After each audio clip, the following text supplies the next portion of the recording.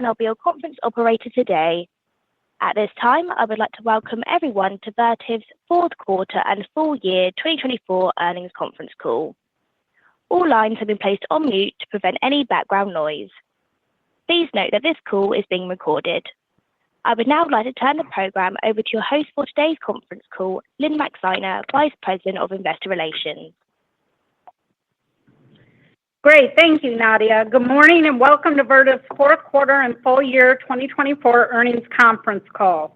Joining me today are Vertiv's Executive Chairman, Dave Cote, Chief Executive Officer, Gio Albertazzi, and Chief Financial Officer, Dave Follins. We have 1 hour for the call today. During the Q&A portion of the call, please be mindful of others in the queue and limit yourself to one question. And if you have a follow-up question, please rejoin the queue. Before we begin, I would like to point out that during the course of this call, we will make forward-looking statements regarding future events, including the future financial and operating performance of Vertiv. These forward-looking statements are subject to material risk and uncertainties that could cause actual results to differ materially from those in the forward-looking statements. We refer you to the cautionary language included in today's earnings release, and you can learn more about these risks in our annual and quarterly reports and other filings made with the SEC. Any forward-looking statements that we make today are based on assumptions that we believe to be reasonable as of this date. We undertake no obligation to update these statements as a result of new information or future events. During this call, we will also present both GAAP and non-GAAP financial measures. Our GAAP results and GAAP to non-GAAP reconciliations can be found in our earnings press release and in the investor slide deck found on our website at investors.vertiv.com. With that, I'll turn the call over to Executive Chairman Dave Cote. I'd say we executed the fourth quarter in a quite convincing way, beating our sales guidance significantly and seeing that growth translate very nicely into EPS and cash flow. This is a strong reflection of the continuing transformation underway at Vertiv, and it's building a very nice track record of consistently delivering outperformance. I'd have to say over the last 2 or 3 months, I've been actually quite surprised to see the overreactions to any kind of news in our stock, whether it was the Stargate up, the DeepSeek big crush downward, which made no sense given that the news implying lower cost to compute, meaning more data centers, meaning more Vertiv, was actually good, not negative. And today, seeing the reaction to, at least from analyst reports, is a reaction to orders. Again, orders are quite strong for us. And if you take a look at orders historically, they're always lumpy. They're just the way it is. It's just the lumpy quarter to quarter. And it seems to be masking the really good news we had in the fourth quarter regarding America's orders, especially as you look at hyper and colo, which is a focus for everyone, extraordinarily strong. And that all seems to be getting masked. There's nothing I can do and nothing Gio and his team can do about what it means to those kind of overreactions. What we can manage is continued outperformance of the company when it comes to sales, earnings, and cash flow. We delivered another great year in 24 that set a firm foundation for outperformance in 2025 and beyond. And I continue to believe that the best is still ahead. We have just an absolutely terrific position in a very good industry that's going to go on for a long time, given the digital age is a long way to go, and there's nothing that replaces data centers at this point, or anything even on the horizon that says it can replace it. So I expect our continued outperformance to, continue for a long time. Our confidence is born not just from being in great end markets, but from the benefits we're seeing from our seed planting in R&D, customer relationships, and CapEx. I'm more convinced sitting here today, I should add, in a damn good management team. I'm quite impressed with Gio and his team. I'm more convinced sitting here today that Vertiv is well positioned to keep winning now and winning later. It's a great combination for our share owners. With that, I'll turn it over to Gio. Well, thank you very much, Dave. Thank you. So, and with that, we turn to slide 3. And as Dave said, this was another great quarter. Clearly a strong close to another year of very strong performance altogether. Adjusted earnings per share were $0.99. It means a 77% increase versus prior year. It's a direct reflection of the substantial increase in profitability. Q4 organic sales growth of 27%, with the sales growth of over 20% in both Americas and APAC, and over 30% in EMEA. Our trailing 12-month orders remained strong at 30%, about 30%. We are particularly encouraged by the Americas trailing 12 months, as Dave said, which are up over 50%, and more to come on this in the next few slides. The strong flow through to profit from our large beat on sale was visible, with adjusted operating profit of $504 million and adjusted operating margin of 21.5%, which expanded 380 basis points compared to the prior year. Adjusted free cash flow generation was $362 million in Q4 and over $1.1 billion for the full year. Our net leverage reduced to 1x as we finished the year. We entered 2025 with a very strong balance sheet, which gives us a lot of optionality relative to capital deployment. In 2024, we deployed $600 million of share repurchase and announced an increase in our dividend of 50%. We increased our R&D by $50 million, doubling down on the technology and new products that continue to separate Vertiv from competition. We anticipate our adjusted EPS for 2025 to be between $3.5 and $3.6, consistent with the guidance we provided in November. We have increased our estimate 2025 sales at approximately $9.2 billion midpoint. This is about $75 million higher than our implied sales guidance in November, despite projected FX headwinds and the Q4 over delivery. We enter 2025 stronger than we have ever been. Let's go now to slide 4. As mentioned, our trailing 12-month order growth is 30%. America's TTM organic orders were up 50% in total, with, of course, particularly strong colo and hyperscale orders. This suggests a strong market, as well as a very strong Vertiv presence in the market. Southeast Asia and Australia, New Zealand, and India trailing 12-month orders were up significantly as well. We saw weakness in EMEA in Q4 as some project activity had a shift in timing to 2025. We are quite pleased with what we are seeing and winning in the market, and it supports our revenue projection for 2025, as does our strong backlog, which is up 30% year on year despite FX headwinds. This is a backlog to sales ratio of 78%, well above the 69% we had a year ago relative to 24 actual sales. We believe our strong backlog and new product pipeline sets up very well for many years.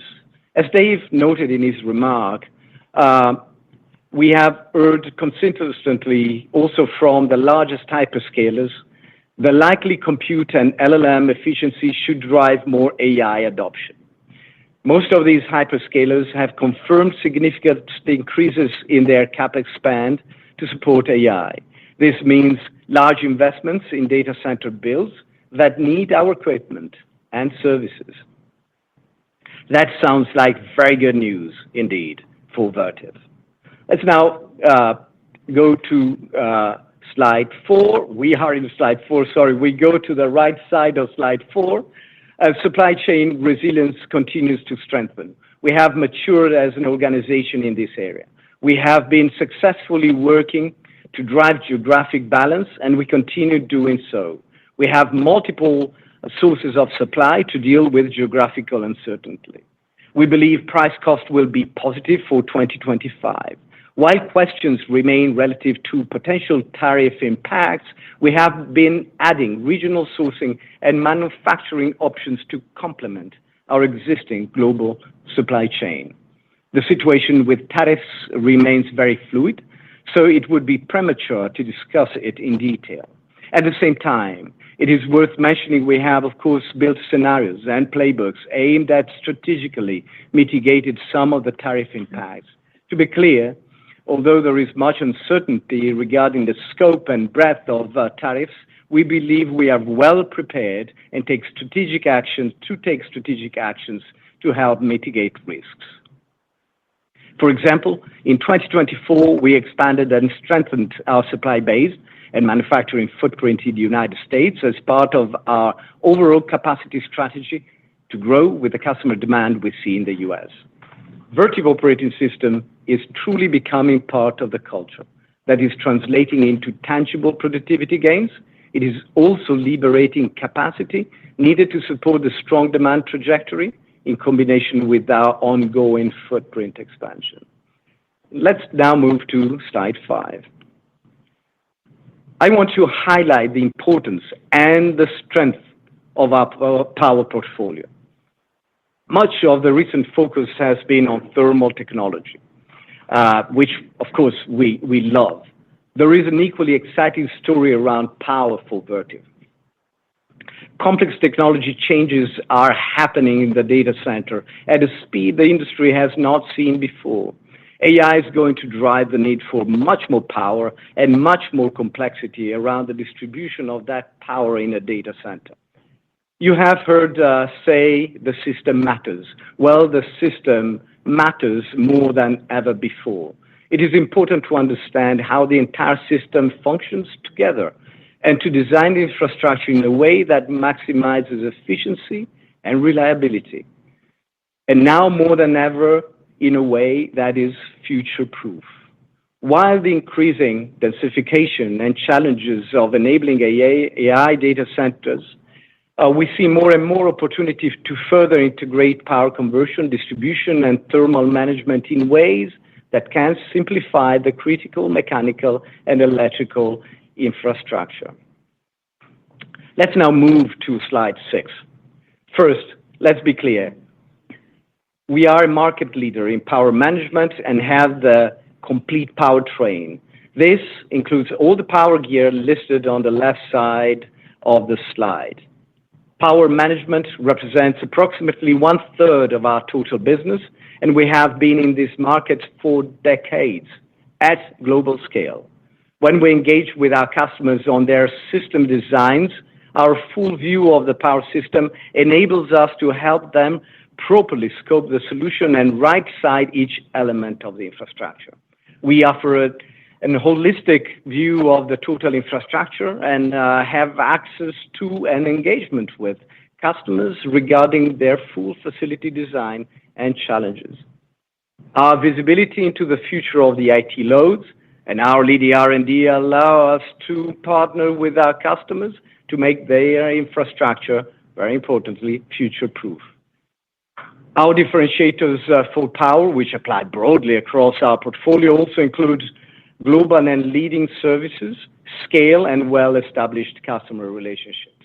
We can package different elements of the critical infrastructure together per the customer system design in a pre-engineered and validated way within Vertiv manufacturing facilities before being deployed to the customer site via modules or skids. This offers tremendous value and flexibility to our customers. We see high demand for these solutions, and we are well positioned to capture that growth. We now turn to slide 7. Technology is at the core of what we do, and we have unique abilities in the market. For example, Vertiv's expertise and capabilities in both AC power and DC power conversion and power distribution enable us to work with customers to evaluate different system design approaches to best meet their needs. Our technology and portfolio are clear differentiators in the market. We are helping to define the roadmaps of the future. On the right side of the slide are some examples of recent innovations. Many of you got to see some of our innovative technologies at SC24.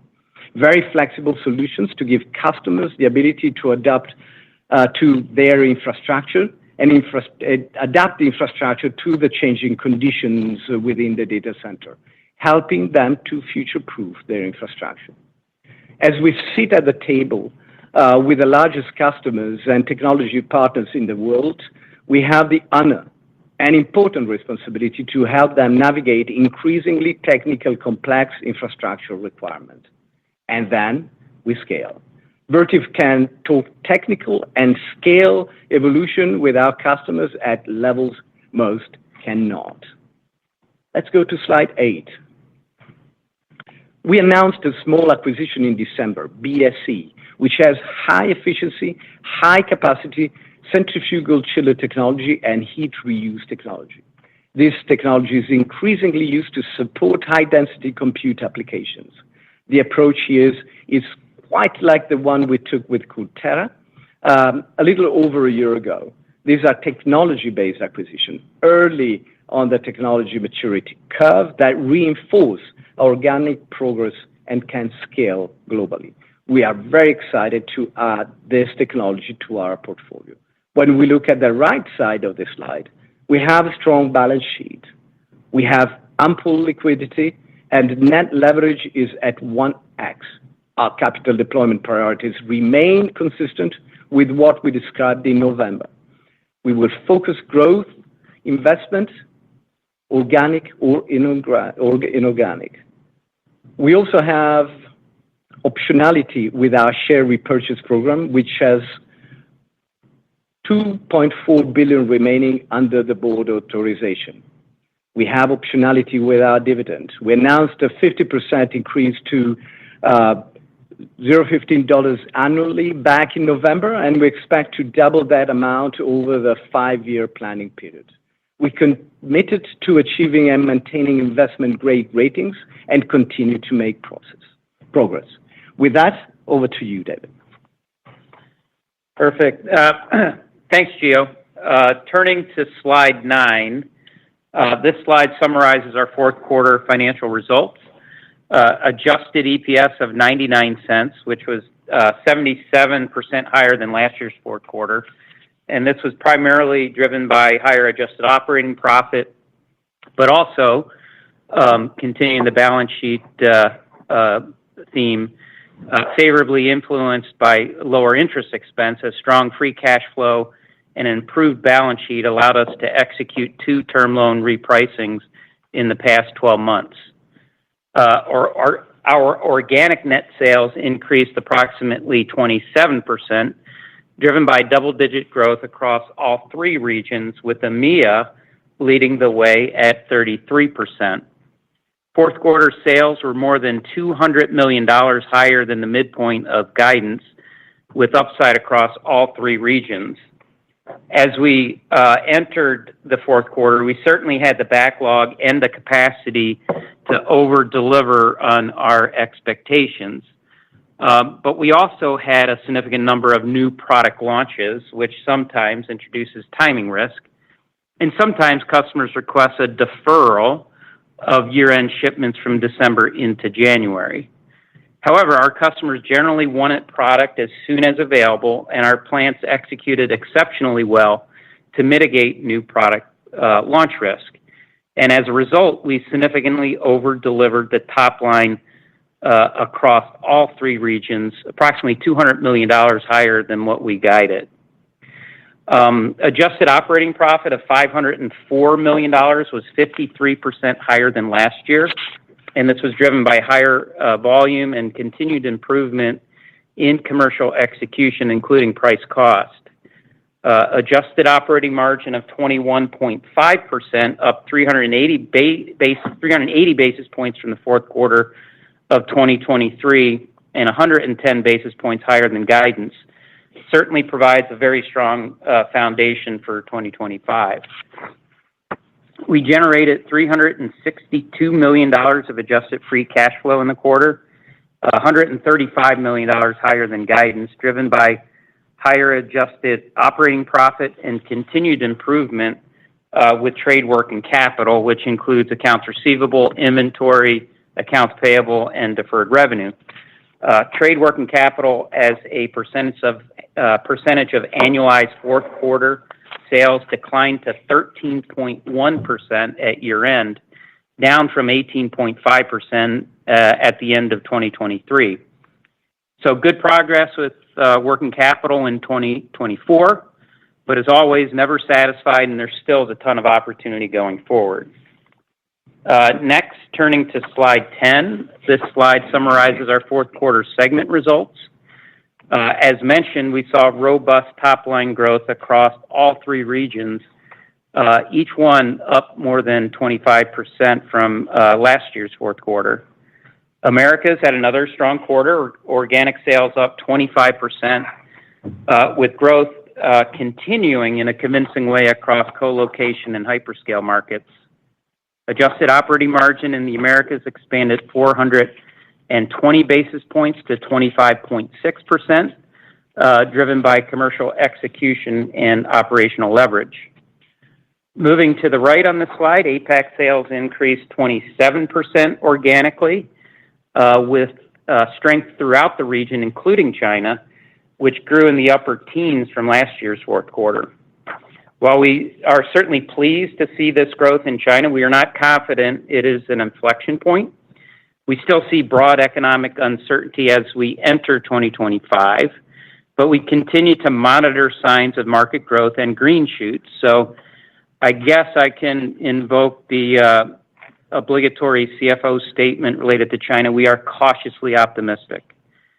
Top-line growth in India and rest of Asia continue to be strong as AI starts its penetration in those regions.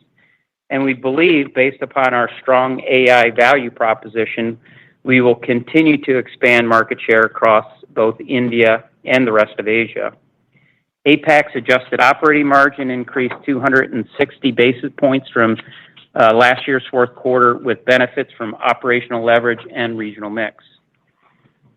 Finally, to the far right, EMEA organic sales increased 33%, which was driven by strong demand from co-location and hyperscale customers across several product lines, but notably switchgear. Adjusted operating margin for EMEA increased 370 basis points, with benefits from operational leverage and productivity. EMEA once again prevailed in the margin race with the Americas this quarter and for the full year, but we expect the 2025 race to become increasingly competitive, and we look forward to continue improvement in both regions. Next, turning to slide 11, this provides a summary of full year 24 results. It was another strong year across the board. And at this time last year, I mentioned how it is always a good thing on this slide when the orange bars are significantly higher than the gray bars. And we are pleased to see this once again for 2024 versus 2023. And unless we switch colors, we expect this to be the case going forward, including in 2025, which we will review in just a few moments. 2024 adjusted EPS of $2.85 represents a 61% increase from prior year, primarily driven by higher adjusted operating profit, but also favorably influenced by lower interest expense, as I mentioned a few slides back. Organic sales were up 18% with strong performance across all three regions, all double digits higher, demonstrating that we are well positioned and winning in our end markets across the globe. Adjusted operating profit increased by nearly $500 million, with adjusted operating margin of 19.4%, up 410 basis points from 23, driven by both improved variable contribution margin and lower fixed costs as a percentage of sales. Our 2024 margin performance, including exiting the year at 21.5%, provides confidence for our full year 2025 margin guidance of 21%, as well as our long-term target of 25% by 2029. Last year, we experienced a step function in our adjusted free cash flow, and we took another step upwards in 2024. We generated over $1.1 billion in adjusted free cash flow this past year, which translates into a conversion of 103% after converting 114% last year. Our net leverage at the end of 2024 was approximately 1x.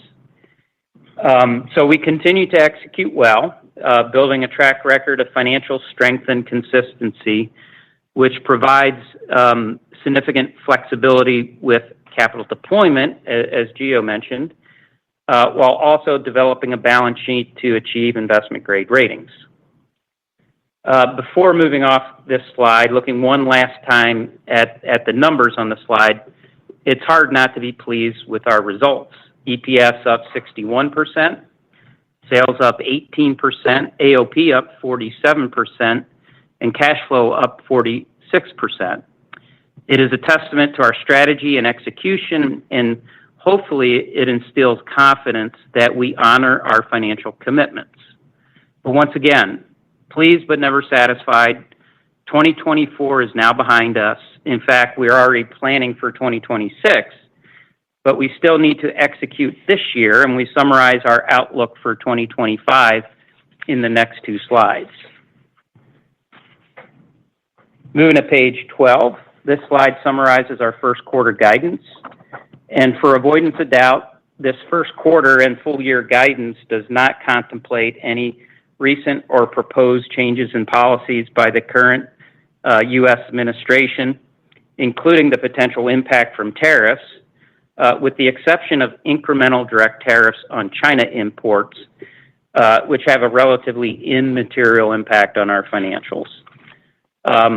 We are expecting adjusted EPS of 60 cents up for the first quarter, up 40% from last year, and that's primarily driven by higher adjusted operating profit.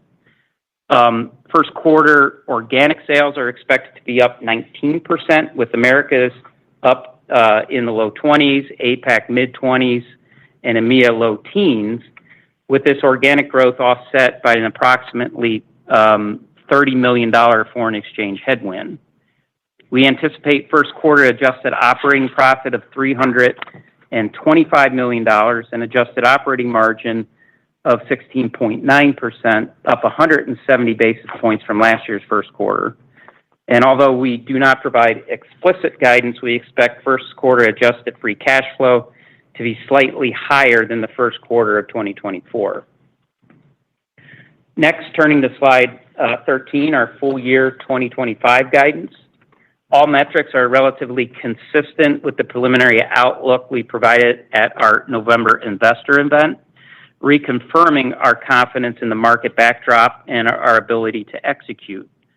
Our adjusted EPS is expected to be $3.55 at the midpoint, 25% higher than 2024, with this increase primarily driven by higher adjusted operating profit and lower interest expense, partially offset by higher share count from the warrant exercise in the fourth quarter.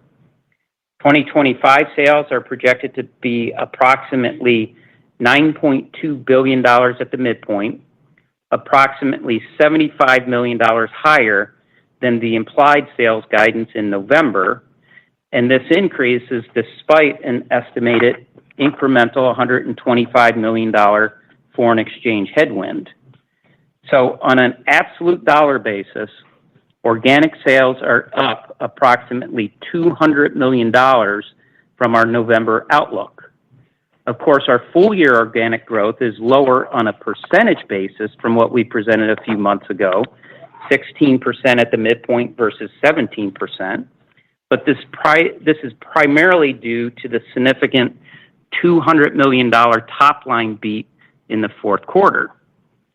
Maybe from another perspective, if we compare our current 2025 sales guidance to the $2.8 billion we expected for 2024 in November, organic sales in 2025 actually climbs to 19% on an apples-to-apples basis. Once again, on a dollar basis, our outlook for organic sales is approximately $200 million higher today than in November, and this is reflective of our growing confidence in the market and our ability to continue to drive value for our customers. On a regional basis, we expect the Americas to continue strong growth in the low 20s. Low teens growth in APAC is primarily driven by India and the rest of Asia. And after strong top-line growth in 2024 of 21%, including 33% in the fourth quarter, we expect high single-digit growth in EMEA based upon more challenging comparables, but we continue to monitor catalysts for higher growth in that region as AI expands within that market, and we have better visibility as we progress through the year. Adjusted operating profit expected to be up 25% to $1.935 billion, consistent with the midpoint of our 2025 outlook we provided in November. And once again, similar to sales, we are covering an incremental foreign exchange headwind in adjusted operating profit driven by a stronger U.S. dollar. Higher year-over-year adjusted operating profit is primarily driven by volume, commercial execution, and productivity, partially offset by higher OpEx investment in growth, capacity, and ER&D, which we expect to be approximately $160 million combined in 2025. We are projecting adjusted free cash flow of $1.3 billion at the midpoint, including $275 million in CapEx, or 3% of sales, demonstrating our continued commitment to invest in a growing market. Once again, we expect another year where the orange bars are nicely above the gray bars, and this projected strong performance in 2025 should further solidify a strong foundation for continued top-line and bottom-line growth in 2026 and beyond. So with that said, I turn it back over to Gio. Well, thank you, David. Certainly very strong numbers all together. And we go to slide 14. I believe we are in an excellent position to achieve our 5-year framework across all financial metrics. So I'm quite comfortable reiterating the 5-year financial framework we presented in November. The market remains robust. We have good visibility to the future. We have a close collaboration with our customers and technology partners. We have a relentless focus on execution. As we sit here today, I am more confident in this outlook than ever before. So next, we go to slide 15. The focus areas for 2025 are very consistent with what you heard from us many times, and they are core to the value creation model. We are laser-focused. We have very strong and long-standing relationships across the ecosystem of data center infrastructure. Enabling the success of our customers is essential to our success. We do this with speed and scale. Vertiv Operating System continues to mature through our entire organization as the way we do business every day and becomes our core operating model that we continually optimize and improve to drive best practices and productivity throughout the organization. We intend to stay price-cost positive every year, including 2025. We are able to do this by an intense focus on commercial execution, where technology, delivery, and customer experience are all accelerated to lead the transformation and acceleration of the entire industry. We made progress in trade working capital, but still a long way from fully optimized. Speed is central in everything we do, including the cash conversion cycle.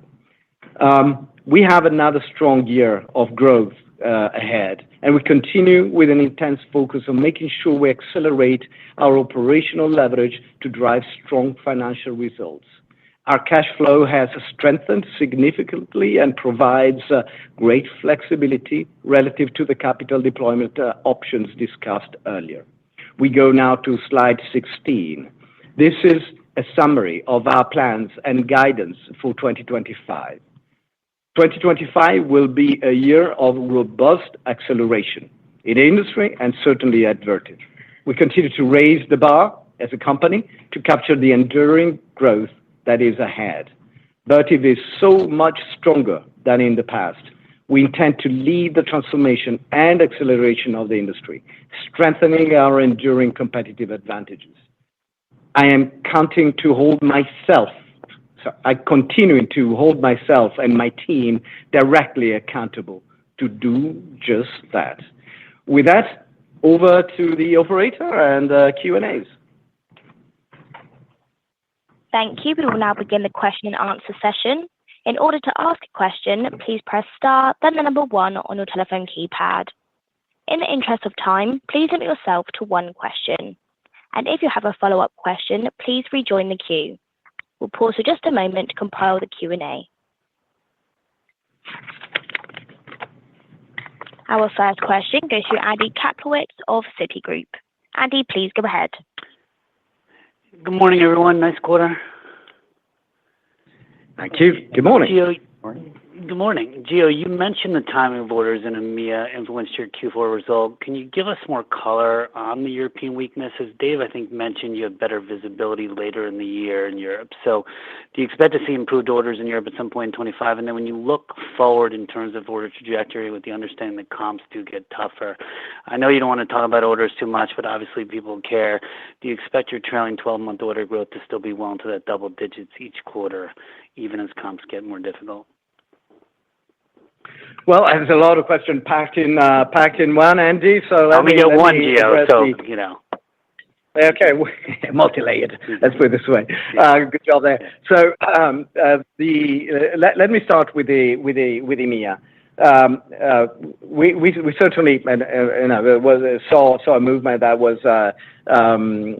material enough to be singled out and mentioned and shared to all of you. I'm very encouraged by the pipelines that we see in EMEA. We've been talking about EMEA several times as an area where the if you will, wave of AI happens at a lag relative to specifically North America, but dare I say also in many respects to what we see in places like Asia. As an example. But the same token, we know that it's a fairly regulated place, so that is also probably helping or probably explaining some of these dynamics. At the same time, I don't want to kind of not to highlight. I want certainly to highlight the strong performance of EMEA in 2024 and the strong year. So I'm positive about the outlook out there. When it comes to, in general, our outlook for orders, we will continue to talk in terms of trailing 12. We believe in a good trailing 12 going forward in 2025, and one that fully supports our model, the model that we have shared with you in November. So positive there, and my positivity really comes from the many news that you've seen in market about investment, and especially confirmed and strengthened by the pipelines that we see robust and continue to grow. Leave it at that. Thanks. Thank you. The next question goes to Amit Daryanani of Evercore ISI. Amit, please go ahead. Yep. Thanks for taking my question and congrats on a nice sprint. Gio, I'm hoping you can just talk about how do you see Vertiv's opportunity longer term on two fronts. One, if we start to see inferencing getting pulled in a little bit more quicker, given what we're seeing with DeepSeek, for example, what does that mean for Vertiv? And then secondarily, the second part of this maybe is, if you end up in a scenario where custom silicon gets more deployed in AI clusters versus NVIDIA, how do you think that plays out for Vertiv? I know you have a great relationship with NVIDIA and you have their roadmap very well, but I'd love to understand how does that change if the silicon is Marvell or Broadcom or someone else? Any insight in those two fronts would be great. Thank you. Yeah, absolutely. Well, thanks a lot, Amit. And the two aspects here are very clear. So I must say that we are very, let's say, agnostic, whether it's inference or training. In many respects, we see a lot of the data center design already being thought in terms of hybrid application. So an acceleration of AI adoption, an acceleration of towards inference that might be suggested by what we saw recently. Also taking, of course, DeepSeek into consideration. If anything, can only be good for the industry and for Vertiv as a whole. But even if we go in, double click in that and say, hey, infrastructure for inference, maybe more edge, more enterprise. We've been doing edge and enterprise very, very well forever. That we have strengthened our hyperscale and large colo presence very convincingly in the last few years, but we have not at all lost our more distributed base muscle. So, if you will, there is an ambidexterity there that can be put at full at work to our advantage. When it comes to custom silicon, of course, we work a lot and we admire and NVIDIA a lot, and that comes from kind of a generally working very well together. But again, silicon is silicon. Servers are servers. So loads are loads. We like the densification. We like the very high power per rack trajectory that I think is true across the board. But as we know, we can play very well in a high density, high liquid cooling, or a more, let's say, traditionally more air type of infrastructure and environment. And the same is absolutely true also for the power. So I think we are agnostic. And when we were anyway thinking about our revenue per megawatt, also thinking about kind of a good mix of applications. Extremely helpful, Gio. Thank you. Thank you. The next question goes to Steve Tusa of JP Morgan. Steve, please go ahead. Hi, how are you? Very well, doing very well, Steve. Can you just maybe explain I know there was a bit of revenue overdrive in the fourth quarter, but from a timing perspective, the first quarter seems to be worse than, or at least down more than normal seasonality quite substantially. How do we look at those revenues from the fourth quarter in context of that? And how are you planning, the first quarter season, thinking about seasonality?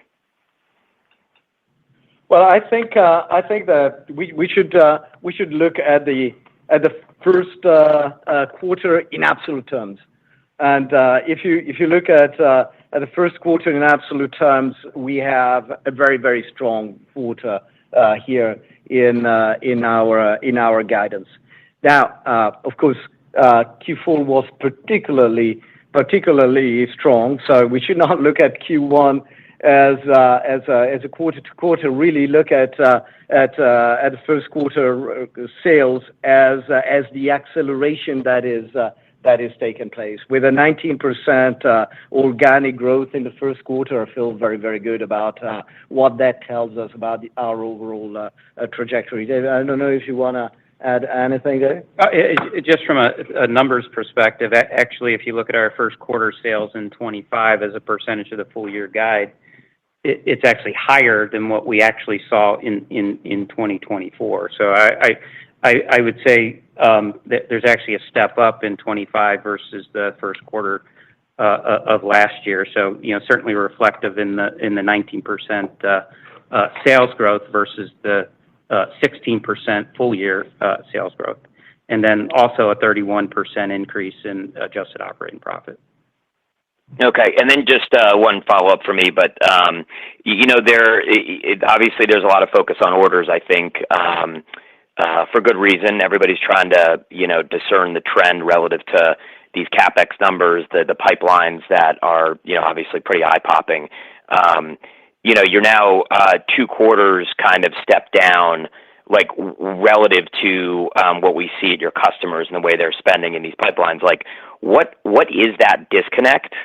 Is there some sort of disconnect between you guys and, everybody else talking about doubling their data center businesses? I admit, obviously that's a lower base for some of these guys, but what is that disconnect between you and your customer spending that seems to have opened up here over the last 2 quarters?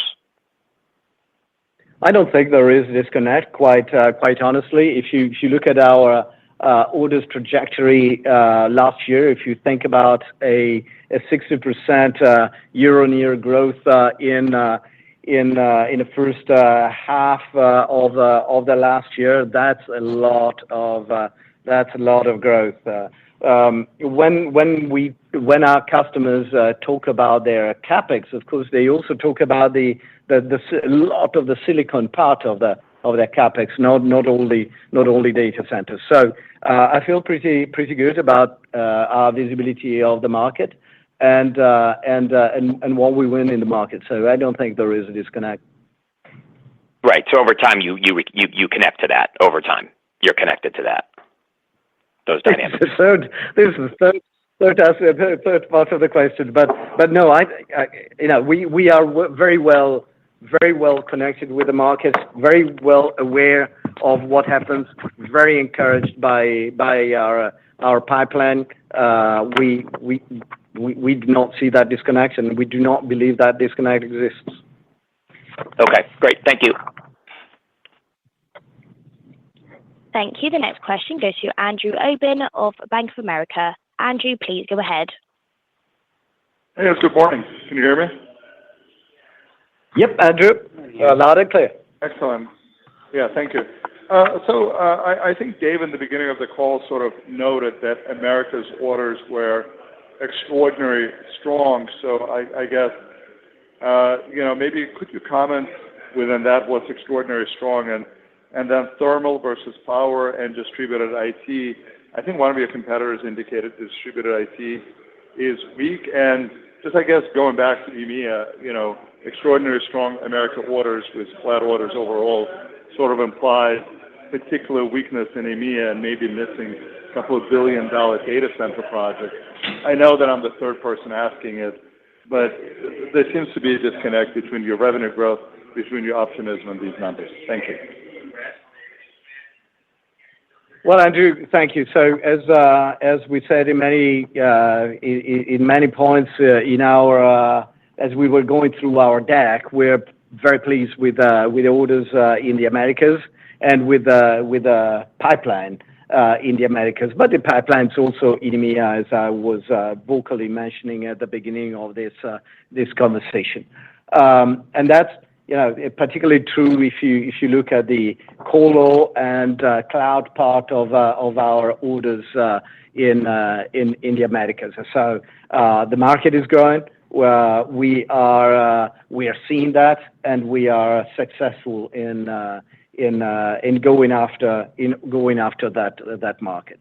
When it comes to the mix, we see a pretty balanced mix here. Of course, the distributed IT is, by the nature of that market, growing much slower, as we vocally shared with you in November already, and it's no surprise, no secret. But certainly that doesn't mean that white space business for us is for that in an uncomfortable place. So we're pretty pleased about the mix of growth there and orders. I cannot elaborate much more on EMEA than I did already. From what we see in EMEA, the pipeline is there. The market is slower, and we expect a pickup during the course of 2020, during the course of 2025, because that's what our pipelines tell us. Really appreciate it. Thanks so much. Thank you. Thank you. The next question goes to Nigel Coe of Wolfe Research. Nigel, please go ahead. Thanks. Good morning. So, Gio, the comment on EMEA, I know I don't want to beat this horse to death or anything, but you did take down your outlook from high teens in mid-November to high single digits in EMEA. So, just wondering, are we seeing projects pushing to the right, or is there some regulatory issues, or I don't know, power constraints? So, just wondering, what are you seeing in EMEA? Just a bit more information there would be helpful. And then just maybe going back to the comments from the chairman around the stock price and things. Just wondering, what have you got baked in for capital deployment, and at what point do you weigh in with buybacks?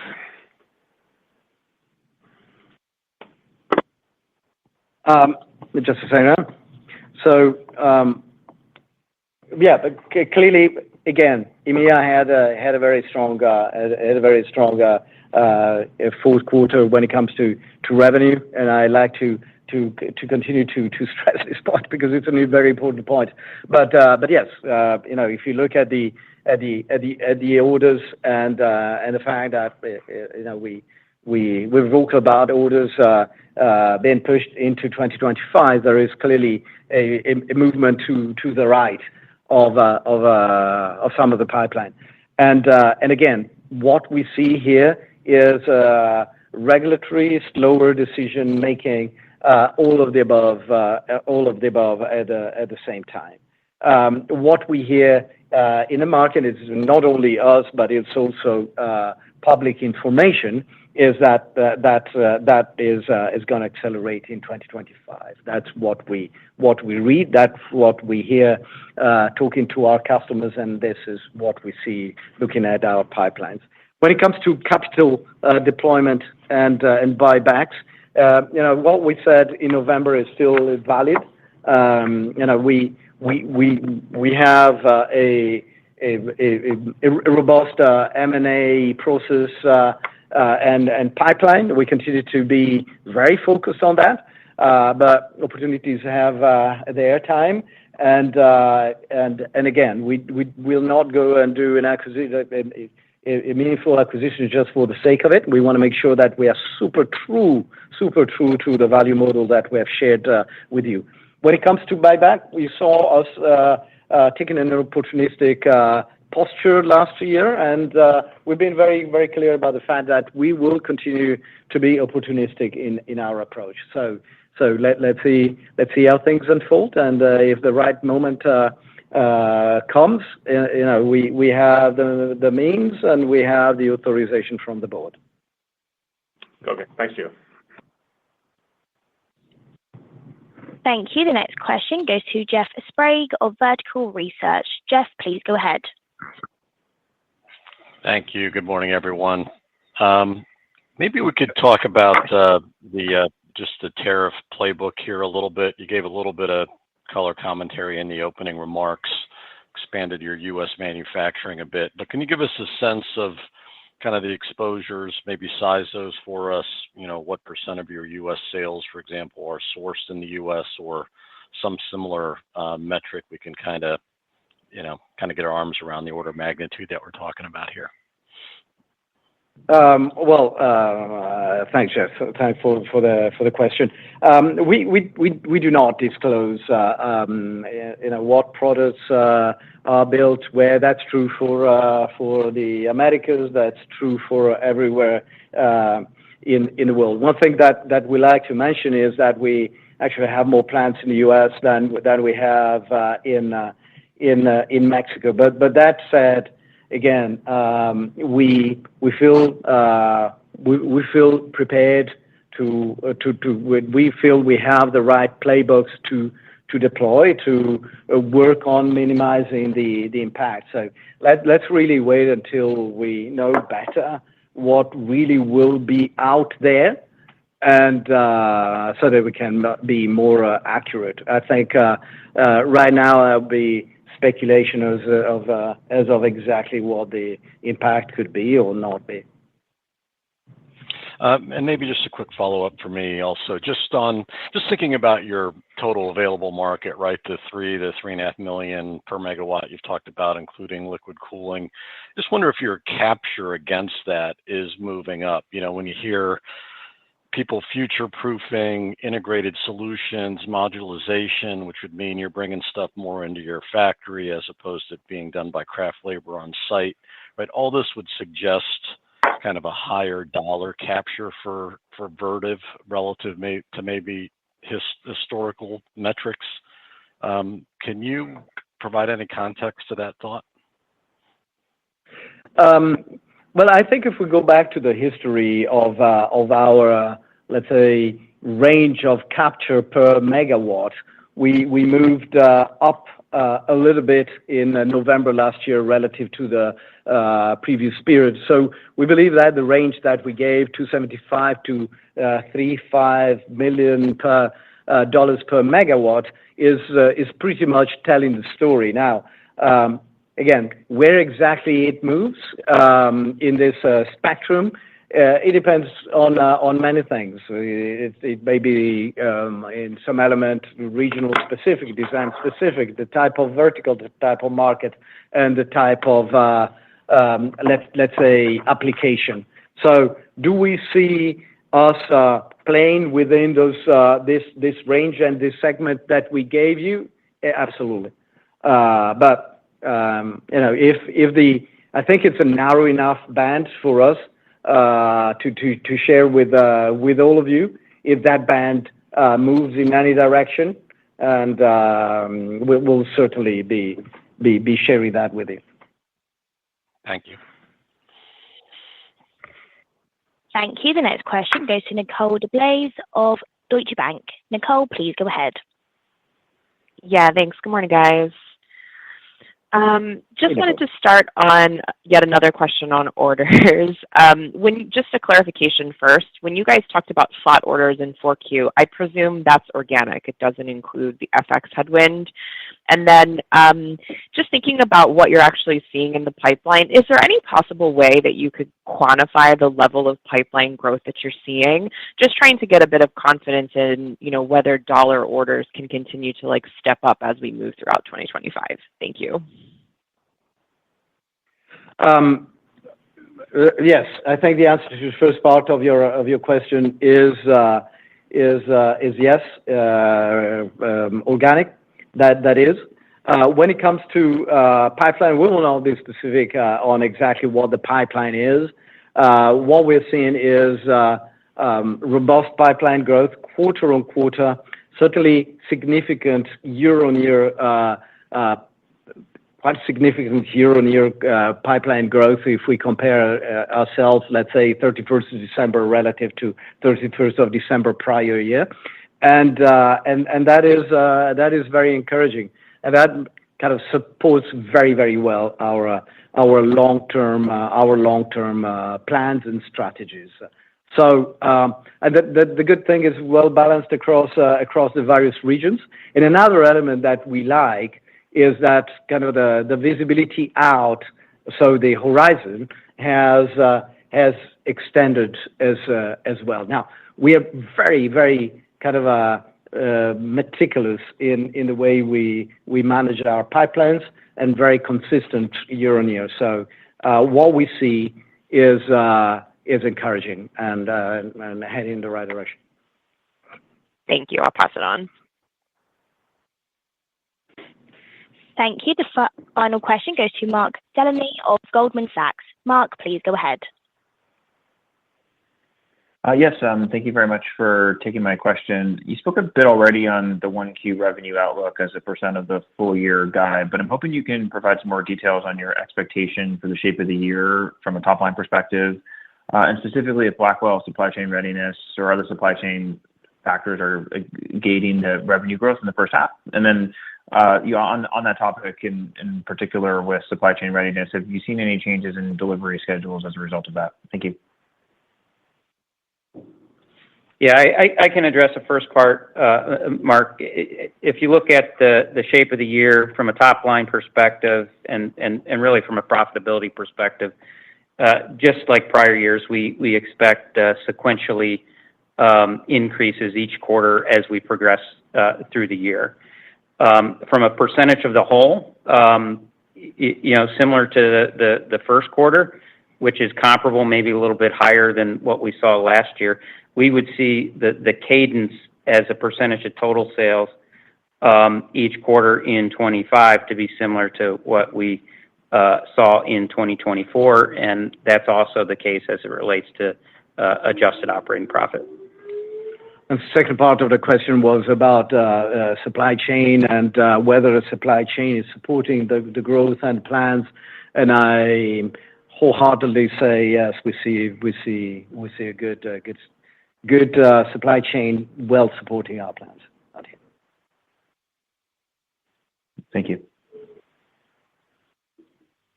Thank you. This concludes our question and answer session. I would like to turn the conference back over to Gio Albertazzi for any closing remarks. Well, thank you. Thank you very much. And certainly thank you for all your questions. I'd like to thank the entire Vertiv team for the passion and dedication in taking care of our customers, delivering results, and being the thought leader in our industry. We plan to build on the momentum of 2024 and deliver another very strong year in 2025. So with that, thanks everyone for joining us today. We truly, truly appreciate your support. Thank you. The conference has now concluded. Thank you for attending today's presentation. You may now disconnect.